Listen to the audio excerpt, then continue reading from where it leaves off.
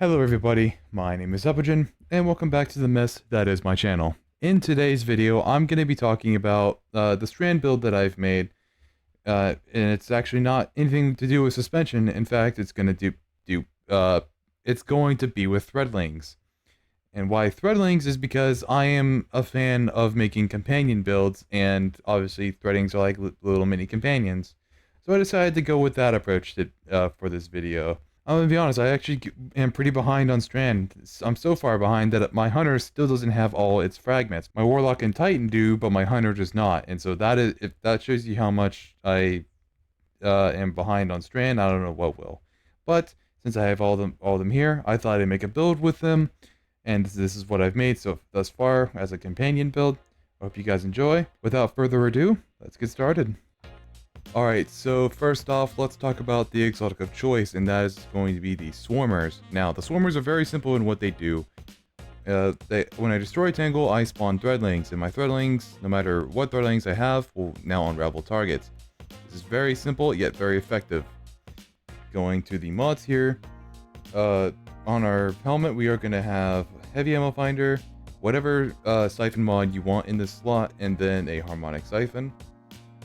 One impact induction for the gauntlets, heavy-handed, and grenade kickstart as well. On the chest piece, we have 2 charged ups. On the boots, we have 1 innervation, 1 recuperation, and 8 stacks on stacks. On the bond here, we have 1 bomber and 2 outreaches.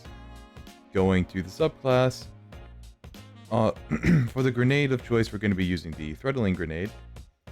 And so we can use Mind Spun Invocation, where when I consume it, I get 5 threadlings off the rip, and then I have the Wanderer, so my tangles now suspend targets, and my threadlings also can create tangles now.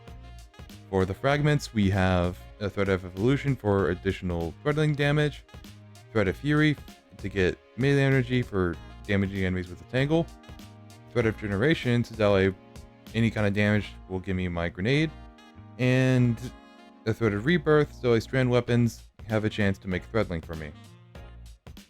And for the weapon of choice that we're going to be using, the Strand weapon of choice is going to be the Quicksilver Storm, because this is one of the best Strand weapons for now until better ones come out.